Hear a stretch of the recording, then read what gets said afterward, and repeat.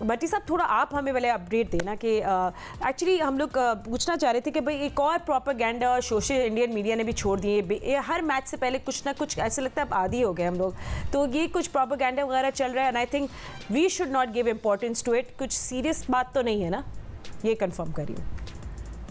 देखिए फातिमा, अभी तक तो कोई अच्छा बात क्या है, अच्छा बात बता दे सिक्को को क्या है वो। हाँ वो क्या है, क्या प्रोपेगेंडा? आईसीसी ने एक पाकिस्तान क्रिकेट बोर्ड को ईमेल की है, जो संजोग गुप्ता उनके सीईओ हैं।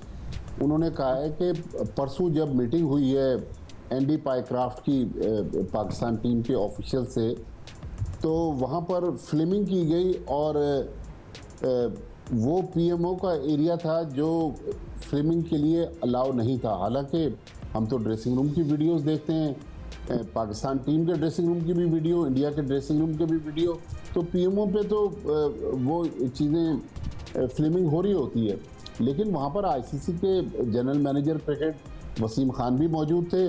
अगर वो पीएमओ का एरिया था तो वसीम खान ने क्यों मना नहीं किया? वहाँ पर एंडी पाइक्राफ्ट तो उस मैच के भी मैच रेफरी थे, उन्होंने मना नहीं किया। अब ये चूँकि इंडिया का एक नैरेटिव है, वो चाहते हैं, लिहाजा पाकिस्तान टीम के जो मीडिया मैनेजर हैं नईम गिलानी, उनके ऊपर बेसिकली उन्होंने चार्ज किया है। मेरे ख्याल में चूँकि इंडियंस इसमें बहुत बुरे तरीके से इन्वॉल्व हैं, आईसीसी से भी इंडियंस जो हैं वो अपने मीडिया को चीज़ें फीड कर रहे हैं। और जो अफसोसनाक चीज़ है, मेरे ख्याल में मोहसिन नकवी साहब को देखना चाहिए कि पाकिस्तान का भी मीडिया है। हमें तो पीसीबी कुछ नहीं बता रहा कि हमारे एंड से क्या हो रहा है। हम तो वही देख रहे हैं जो ऑफिशियल वर्जन पीसीबी का आता है।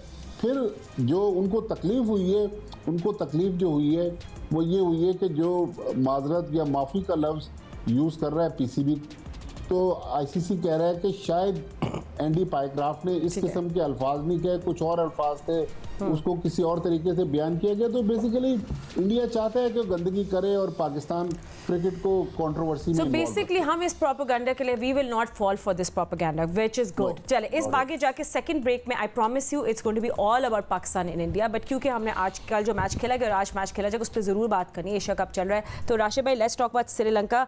क्या हम कह सकते हैं कि साल मेंडिस से अकेले अफगानिस्तान के स्पिनर्स को नलीफाई कर दिया? जस्ट 5 उन्हें पार्टनरशिप्स बनाई which is too good yesterday. कल अच्छा एडवांटेज मिला श्रीलंका को। सेकंड बैटिंग सोचा था कि अफगानिस्तान ने कि हमारी बॉलिंग स्पिन है कामयाब होगी, लेकिन शारजा में स्पिनर कामयाब होते हैं, वहाँ पे भी नहीं हुआ ही है। अबू धाबी में थोड़ा सा पेसर को ज़्यादा मदद करती है, तो ये एक स्पिनर ज़्यादा खेला। आखिर में देखें बॉल करनी पड़ी नूर को, उन्होंने कंसीड किए काफ़ी रन, और मुजीब को देखेंगे उन्होंने भी काफ़ी 39-40 रन दिए होंगे। अफगानिस्तान के बॉलर इतने रन देते नहीं हैं, और राशिद खान विकेट लेता है तो जीतते हैं। राशिद ने कल रन कम दिए लेकिन कोई विकेट नहीं ली, क्योंकि वो जल्दी अपने 10 ओवर को 4 ओवर करके निकल गए। बॉल बैट होने की वजह से बहुत फ़ायदा पहुंचा है, बहुत ही ज़्यादा। छोटी पार्टनरशिप लगी, 22 की एक लगी, एक 30 की, 35 की, लेकिन विकेट पे विकेट नहीं गिरी उनकी, जैसे दूसरे ममालिक की गिरती है कि एक आउट हुआ दूसरा उसी ओवर में आउट हो गया। तो अच्छी पार्टनरशिप की, मेंडिस ने बहुत ही अच्छी बैटिंग की, मतलब कि आप कह सकते हैं कि क्लिनिकल फिनिशिंग की है उन्होंने। और फास्ट बॉलर भी आखिर में अगर फजल हक फारूकी को देखते हैं, बॉल गीले होने के बहुत फ़र्क पड़ा, लेकिन ये टेक्निकली साउंड प्लेयर हैं, ये आंखें मीच के बंद करके नहीं मारते, ये टेक्निकल है क्योंकि ये स्ट्राइक को रोटेट करते हैं। और जहाँ पे ज़रूरत पड़ती है कि हर वक्त जब 94 रन थे इनका तो कोई शक ही नहीं था इनका, ये तो आखिर में इन्होंने 2-3 छक्के मारे। उनको पता था गेम को कैसे ग्राफ्ट करना है, कैसे बिल्डिंग करनी है टीम को। बहुत ही अच्छी बैटिंग की है। हालांकि उन्होंने बड़ी मिस्टेक की थी आखिरी ओवर वरल आगे से बॉल करवा के, आपने 30-32 रन तो कंसीड कर दिए वहीं पे। यहाँ पे कभी भी स्पिनर को बहुत ही रेयर होता है कि बहुत टर्न हो रही हो, आपके पास ऑप्शन ही नहीं है तो आप करवाते हैं। 13वां ओवर किया था वरल आगे ने, उस वक्त उसने 3 ओवर में 12 रन दिए हुए थे, बीच में एक आध ओवर करके निकल जाना चाहिए था। डसन शनाका का एक ओवर बाकी था, उसको करवाते, उसको पहले ही फिनिश करवा दिया सबको। तो ये एक गलती थी इस मैच की, लेकिन श्रीलंका बहुत ही अच्छी टीम लग रही है, बहुत ही मुनज़्ज़म डिसिप्लिन टीम लग रही है। फील्डिंग में एक आध कैच छूटा है, उसके अलावा फील्डिंग आउटस्टैंडिंग रही, बैटिंग आपने देख ली है। बॉलिंग में थोड़ा सा इनको और इम्प्रूवमेंट की ज़रूरत है, क्योंकि यहाँ पे ठीक शाना अभी नहीं आया, वो आएगा और दुबई के मैचेस में मजीद बेहतरी लेके आ सकते हैं। तो तुषारा का स्पेल भी पावर प्ले में 3 विकेट्स ने मैच के फर्स्ट 6 ओवर्स में ही सेट कर दिया था। But anyway and Sikandar, I think एक तरफ नबी का record breaking over, and I think वही पैटर्न अफगानिस्तान का batting, rest of the batting flop. अब ऐसे ही हो गया कि they dependent on one person, कि एक पर्सन जो है या एक बैटर आएगा, उसका डे होगा और वो सब पूरा वन मैन शो बना देगा। तो what is this, what is, जैसे राशिद भाई कल कह रहे थे, लग रहा है कि Afghanistan is not prepared enough for Asia cup. Is that what you think?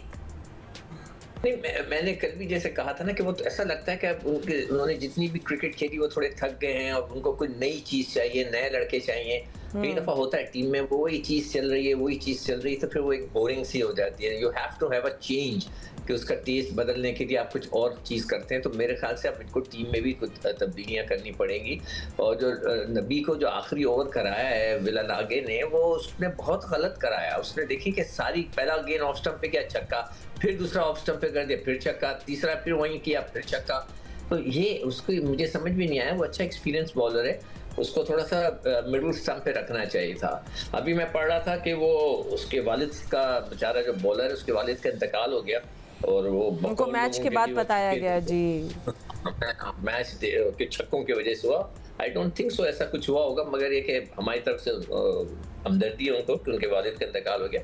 मगर ये कि जैसे उन्होंने कहा कि श्रीलंका की टीम स्ट्रांग और मज़ेदार लग रही है।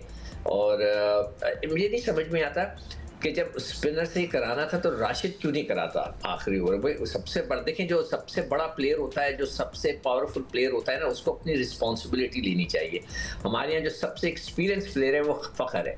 फ़खर को मैं इसलिए कहता हूँ कि वो रिस्पॉन्सिबिलिटी ले, पूरा खेले। वो अगर पूरा खेलेगा ना, जल्दी नहीं करेगा, तो आप यकीन करें वो अगर पूरा आखिरी तक जाता है ना, 18, 19, 20 ओवर तक, आप यकीन करें वो हमारा स्कोर बड़ा होगा। पकड़ कर देखिए 2000 रन है, 100 मैच खेल चुका है, तो he has to take the responsibility. यही चीज उनको कहनी चाहिए, यही चीज मैं राशिद के लिए कह रहा हूँ कि जी राशिद को आके आखिरी में बॉल करनी चाहिए। उसने रिस्पॉन्सिबिलिटी दी नबी ने, वो एक्सपीरियंस प्लेयर है और उसने देखे रन किए।